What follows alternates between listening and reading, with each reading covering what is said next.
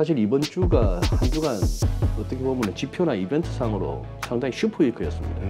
확실히 인플레이션이 끈적끈적하네, 스티키하네. 여기서 시장은 CPI나 PPI에 대해서 겁을 별로 안 먹었다는 얘기죠. 유가하고만 겹쳐보면은 이 유가 급등기에는 경기 침체가 왔었어요. 네.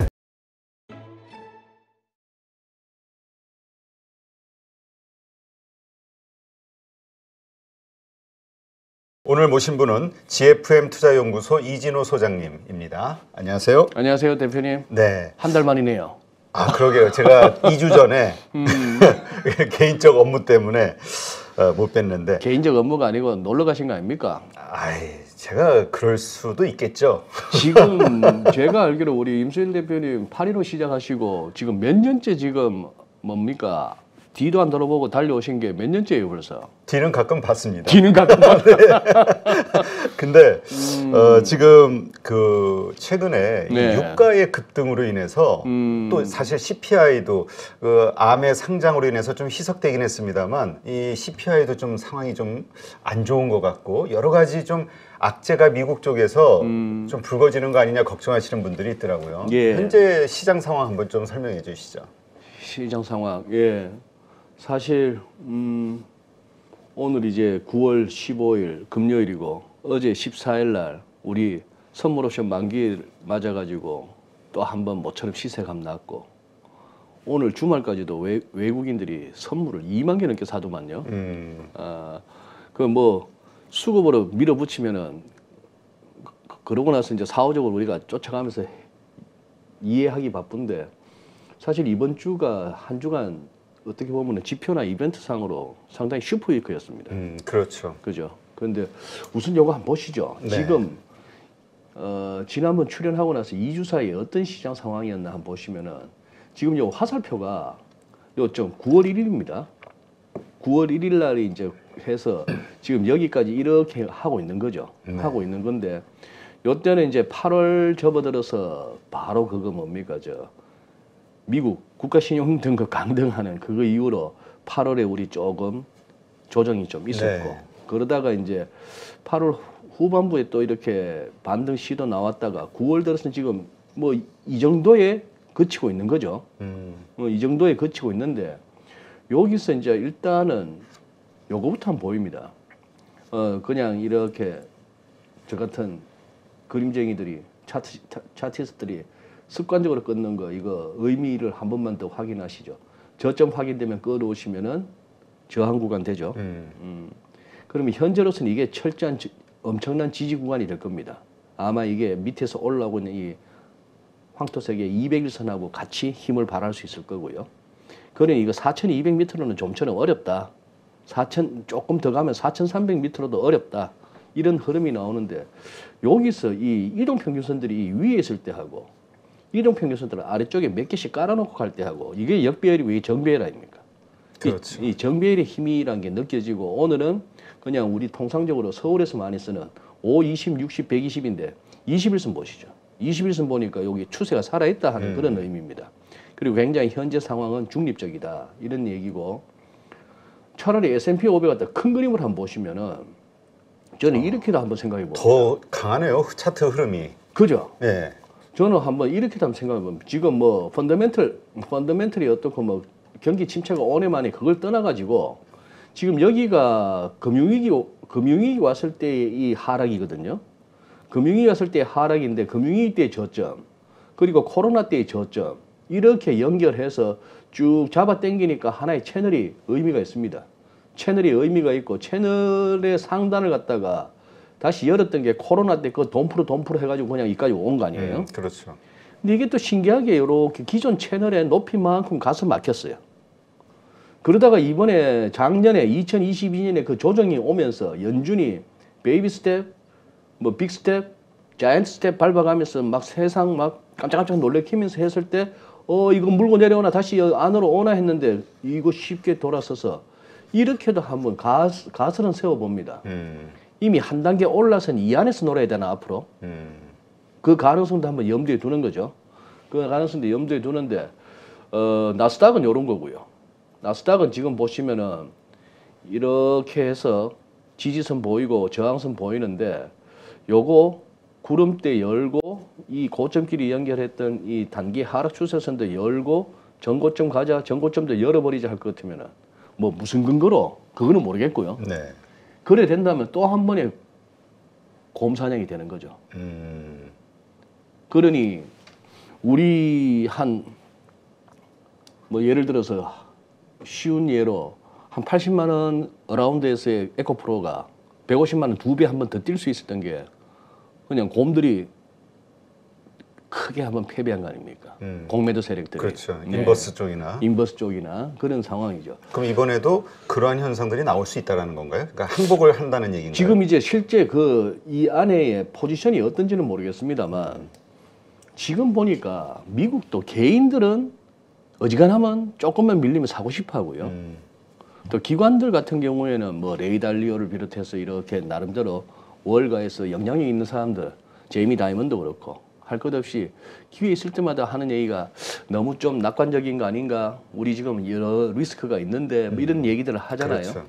그런데도 지금 장이 강하지 않습니까? 장이 강하니까 혹시나 또 그런 거죠. 뭐 여기서도 이것저것 떠나서 뭐 금리고 뭐고 다 필요 없이 그냥 이렇게 아직도 살만한 돈들이 있고 딱히 주식 투자 외에 무슨 대안이 잘 안 보인다 해서 쭉 들어온다면은 여기서 또 지표 따지면서 펀더멘털 따지면서 밀어붙이던 세력들이 또 아유 하면서 덮을 수도 있는 거죠. 뭐 그런데 그러니 지금 저희들로서는 요걸 요렇게 꺼놓고 요 안에서 이렇게 놀다가 이제 한번 열리겠죠. 이래저래 보면은 이게 일간 차트인데 머지않은 것습니다. 요거 구름 색깔도 살짝 바뀌고. 네. 근데 요때 우리가 노네요. 추석 연휴가 이번에 길어요. 제일 기분 나쁜 게 그때 미국 시장 막 급등하고 우리 장 열리면 그다음 빠지고. 그러니까 아니면은 뭐 우리 추석 연휴 동안에 실컷 빠지다가 연휴 뒷부분에는 또 이제 반등해서 원위치 와주면 다행이고. 그런데 요 조금 절묘합니다. 요 안에 캔들이 몇 개 들어갈 수 있을까요?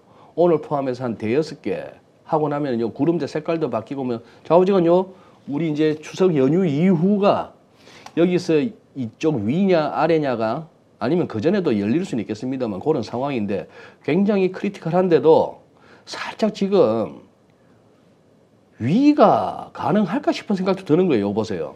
제가 잘 보는 요 MACD 오실레이터가 이렇게 거의 낮아지면서 이러다가 더 밀리면은 아래로 꺼지는데 했던데 아니 하는 분위기고 네. RSI나 요렇게 다 중립적인데 스타캐스티 같은 경우도 지금 보면은 좀 더 가면 어때 이런 분위기예요. 이런 분위기인데 요것도 이럴 수도 있는 거죠. 아예 어느 정도 중립적인데 얘가 이런 거 보고 이거 좀 과매수 국면 아니야 하면은 얘는 말이죠. 장이 그냥 뜬금없이 그냥 밀어붙이면은 맥을 못 추는 지표입니다. 이때도 보세요. 코로나 이후에 왜 이러지 하면서도 이렇게 기면서 이렇게 가버리고 하는 그런 상황인데 요게 이제 좀 그거 합니다. 요 좌우지간 요 확대를 해서도 그렇고 이렇게 한데 2021년 말에도 보면은 윗꼬리 달렸다 아래꼬리 달렸다 짱대 음봉 나오고 막 이러는데 요렇게 자꾸 이제 꼬리가 막 아래 위로 달리고 할 때는 좀 어수선하죠. 네. 어수선한데 요거 먼저 한번 보시죠, 대표님. 제가 제목을 이렇게 달았습니다. 요거 지금 우리 CPI도 봤고 PPI도 그 다음날 나왔으니까 같이 한번 보시죠. 지금 CPI는 소비자 물가지수 그냥 소위 말하는 헤드라인 자체는 전달 3.2에서 3.7로 왔습니다. 이거보다도 예상치보다 조금 높았고요. PPI가 0.8이고 시장은 한 1.2%겠거니 전년비. 근데 이게 1.6이에요. 자, 이 음영 처리한 부분 보시면 어떻습니까? 이렇게 내려던 추세가 지금 2달째 돌고 있잖아요. 그렇죠. 그러면 여기 한번 보시죠. 이거 뭐야 이거? 다시 튀어오르는 것인가? 인플레가 다시 튀어오르는 것인가? 나 또 주가가 확 튀어오른다고. 순간. 포지션이 좀 강해가지고 좋았었는데. 요즘 대표님 틈만 나면 장난치려고 그러셔.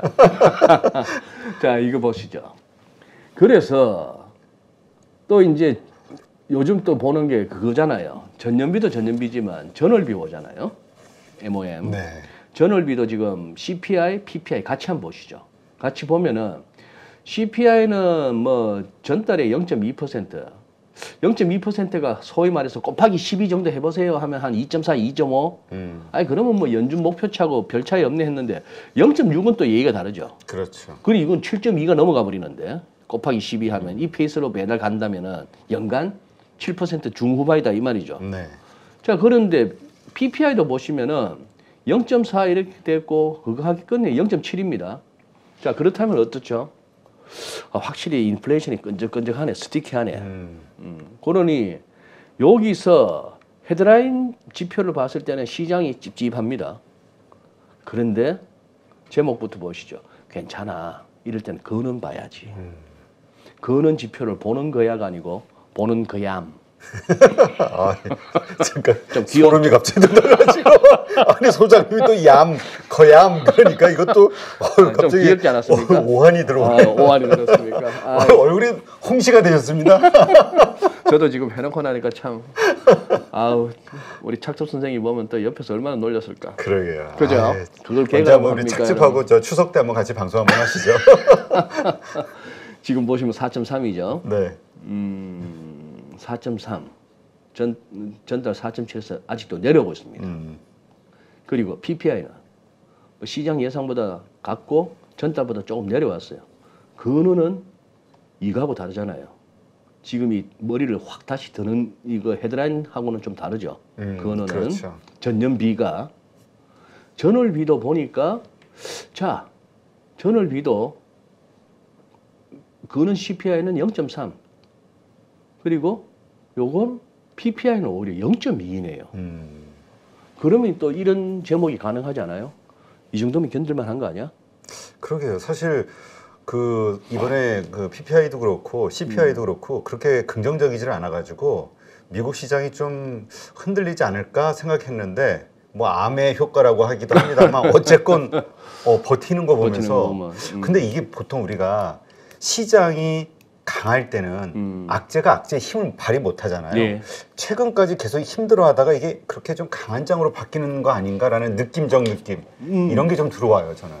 그러니까 대표님 그 말씀이 아주 핵심인데 똑같은 지표를 가지고 지금 이렇게 보면 헤드라인하고 근원을 봤을 때 헤드라인 CPI가 이렇게 다시 머리를 치켜드는 거 보면 이 곰들이 하방론자들이 그거 봐 이런 말 하지. 예. 근데 근원으로 살짝 오니까 비둘기 쪽 진영에서도 야 이거 봐.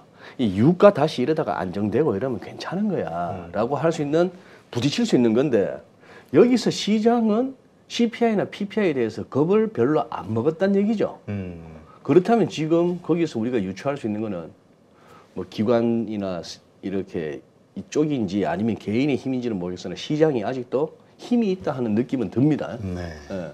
그리고 자 여기서 살짝 이분들 한번 보시죠. 고색 창연한 사진인데 리차드 닉슨하고 닉슨 때 이 연준 의장을 했던 아스번즈입니다.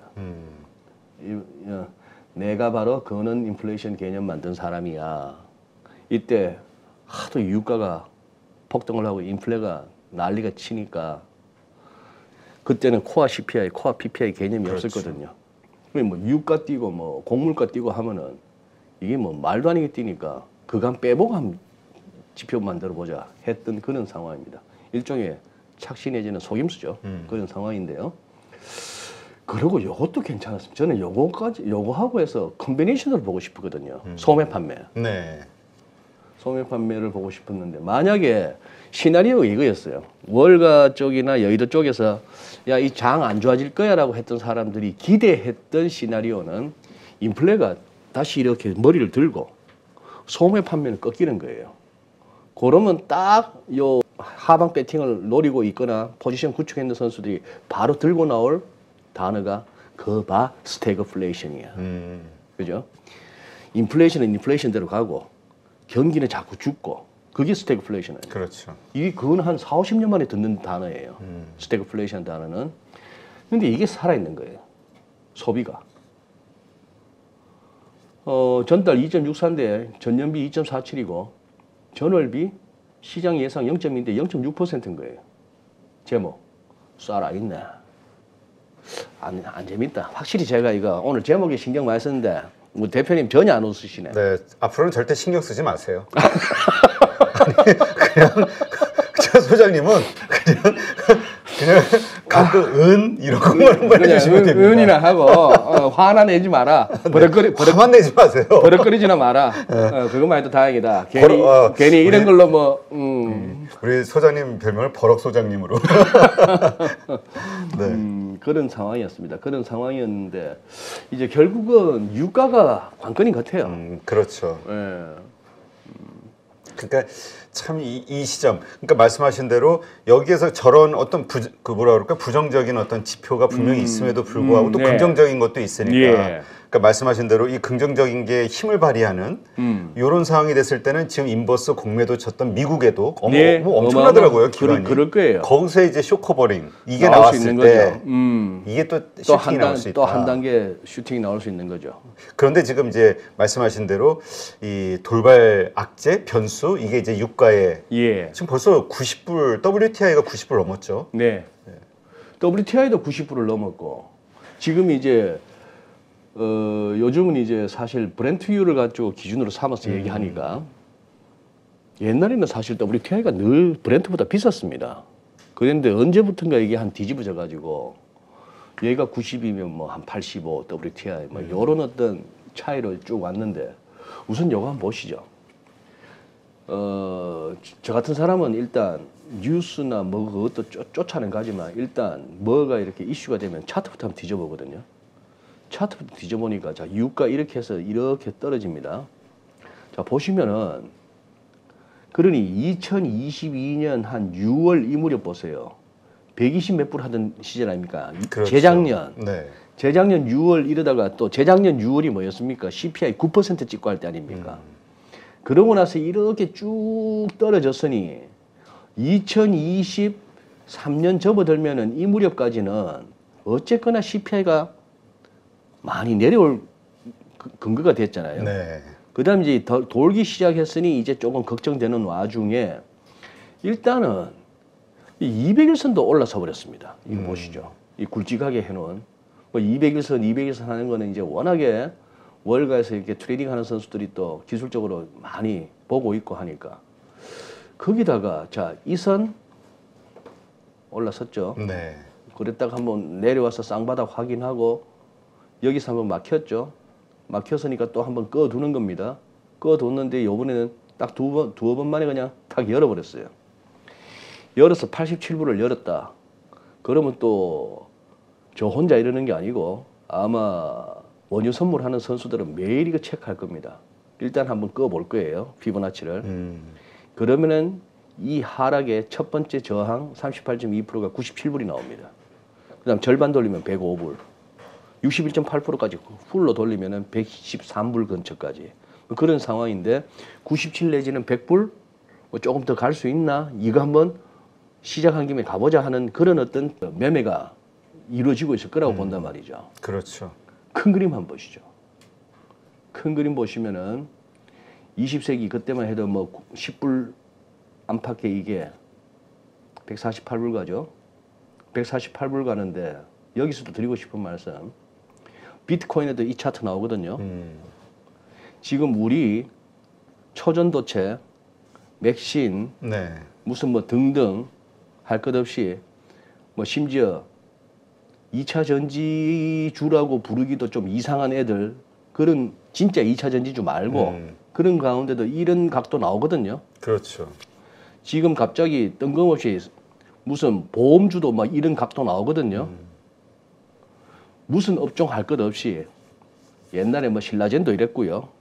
셀트리온도 그랬고요. 이런 각도 나오면은 다 똑같습니다. 이쯤 가면 또 뭐 원자재 슈퍼사이클 이런 소리를 갖다가 누가 하느냐 하면은 마바라도 아니고 찌라시도 아니고 골드만삭스 이런 애들이 합니다. 그렇죠. 애널리스트들 쪽에서 나오죠. 애널리스트 중에도 그래도 이름만 들으면 헉 할 만한 애들이 그게 하고 걔들이 하면 또 이 매체 저 매체 할 것 없이 다 또 뺏겨서 보도해요. 그거 듣고 슈퍼사이클 온대 하면서 이 투더문 각도에서 들어가면 이제 죽는 겁니다. 그렇죠. 그거는 유가든 어디든 똑같습니다. 148불 갔다가 이랬다가 해서 이게 지금 코로나 왔을 때는 16불까지 갔었고 WTI는 택도 아니게 마이너스까지도 한번 갔지 않습니까? 그렇죠. 이상한 상황까지 왔었고 자 근데 이 선 넘어섰고 요번에 139불 찍었고 이렇게 했으니 지금 여기서 보면은 이동평균선 저항은 요거 하나밖에 없습니다. 요. 현재 한 95불, 6불 요 근처, 3, 4불 근처 요런 상황에서 얘가 지금 이제 그거 한데 이것만 보고 가자는 얘기죠. 이 음영 처리하는 경기 침체 구간을 갖다가 여러 가지 그래프하고 겹치지 않습니까? 네, 그렇죠. 지금 이거는 70년 동안의 유가와 더불어서 경기 침체 부분을 한번 살펴보는 겁니다. Y축 보시면 이거는 로그 차트예요. 로그 차트인데 73년에서 74년 요때가 1차 오일 쇼크입니다. 이스라엘하고 중동, 이집트 국가들하고 주변하고 싸움 났을 때. 그랬을 때 그 이렇게 몇 배가 뜁니까 이게 한 4배 가까이 뛰어버리죠. 그렇죠. 자, 요때가 또 2차 오일 쇼크예요. 요때는 또 이제 팔레비 왕조 무너지고 호메이니 옹이 그때 이제 뭐 이슬람 그 신정 국가로 만들고 이러면서 한번 그래 되고. 자, 그러고 나서는 이제 뚝뚝 부러지죠. 네. 뚝뚝 부러져서 사실상 1990년대 와갖고는 뭐 거의 여기까지 왔으니까 이때 우리 경기 좋았어요. 그죠? IMF 오기 전까지 뭐 그렇게 했는데 자, 그 다음에 여기서 여기 왔던 이게 아까 여기입니다. 여기에요. 여기 갔다가 지금 이러고 있는 거 아닙니까? 근데 이게 할 수 없이 유가하고만 겹쳐보면은 이 유가 급등 뒤에는 경기 침체가 왔었어요. 네. 아닌 말로. 자, 지금 이제 미국 항공주들이 조금 이렇게 주춤하는데 이번에 CPI를 갖다가 전월비 끌어올리는데 몇 가지 요인 중에서 항공 요금의 급등도 있었던 거예요. 뭐 여행 수요가 살아났다 이런 것도 있겠지만 지금 보니까 유가 오르잖아요. 비행기 항공회사에서 뭐 비용이랄 게 뭐 있습니까? 그렇죠. 연료비하고 인건비 아니겠습니까? 근데 지금 거기다가 뭐 기장들도 지금 여기저기 공항에서 피켓 시위하는 거 보이거든요. 우리 오래 참고 인내했다. 팬데믹 기간에 그런 거 올라가죠. 유가 저렇게 되죠. 하니 또 항공사 입장에서는 항공 요금을 갖다가 운임을 높이지 않고서는 또 자기들이 적자 경영에 불가피하고 뭐 이런 식의 흐름인데 항공 쪽만 얘기했습니다만 이 유가가 이렇게 결국 급등하고 그게 금방 원위치 안 된다면은 부담스러워질 산업 섹터는 굉장히 많잖아요. 그렇죠. 우리나라처럼 이런 상황에서 환율까지도 같이 이렇게 현 레벨을 유지하거나 더 올라간다든지 해버리면 정말 빡빡해지는 거죠. 뭐 그런 측면에서 유가 급등은 이제 신경이 쓰이는 그런 변수라고 봐야 되겠죠. 그런데 지금 현재로서는 딱히 사우디나 러시아 이런 쪽에서 연말까지는 어쨌거나 사우디 100만 배럴 월 1일 그렇죠. 그리고 감사합니다. 러시아는 30만 배럴 그렇게 하면은 뭐 오펙이나 IEA 같은데 에너지 기구 같은 데서는 이러면은 거의 매일 100만 배럴 정도 모자란다.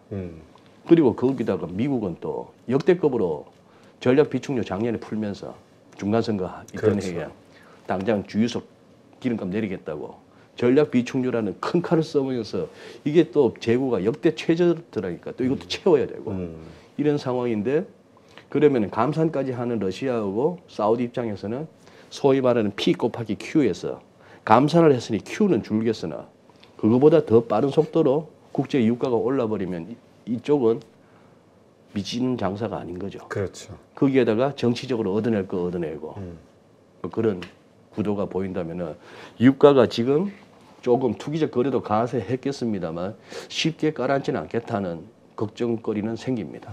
그 지금 유가도 여기서 이제 참 이게 전망도 아니고 뭐도 아니고 결국은 이 기도로 가는 거예요. 그렇죠. 우리나라 같은 입장에서는 더 안 올랐으면 좋겠다. 그렇죠. 우리가 뭐 경제 오일 쇼크 워낙 네. 그 수출 국가다 보니까 그거 가지고 이제 모든 그 산업의 경쟁력이 거기서 생기는 건데 이것 때문에 정유주가 막 뛴다. 정제 마진이 올라갈 것 같아서 그 논리도 사실 저는 잘 모르겠는데 들어오는 원유 가격이 비싸진다고 해서 그것 다 그대로 그냥 소비자들은 전가할 수 있을지도 의문인데 어쨌거나 저거 한다 하면 뛰고 무슨 뭐 요소수 안 판다 하면 일단 비료 뛰고 사료 뛰고 참 빨라요.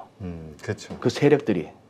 그러니까 더군다나 요새 SNS라든가 이런 것 때문에 그 정보의 유통이 워낙 빨라져서 네, 순식간에 쏠림 현상을 만들어내는 게 쉽다 보니까 이 상승폭이 뭐 요새 텐베가 우습게 보더라고요. 저는 10배 오르는 주식. 오늘 저녁에 창접 선생 만날 기회가 있으니까 한번 물어볼까 하는데 오늘 STX는 뭔 일입니까?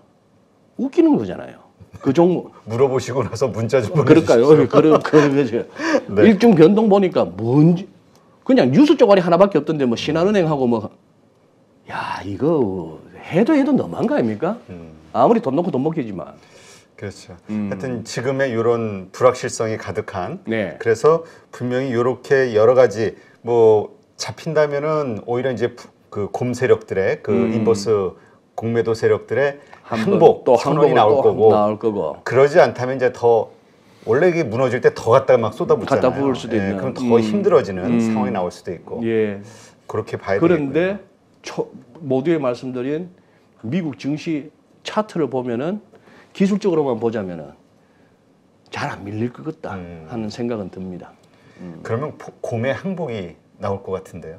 곧 곰의 항복이. 원래 이 팽팽한데 안 밀리면은 지치잖아요. 원래 공매도 세력이 더 잠을 못 잘 텐데. 제가 옛날 사극을 보면서 늘 그거 했던 게 네가 네 죄를 알렸다 해갖고 막 곤장도 치고 고문도 하잖아요. 저는 모릅니다 사또 이러는데 결국 끝에 가서는 다 불거든요.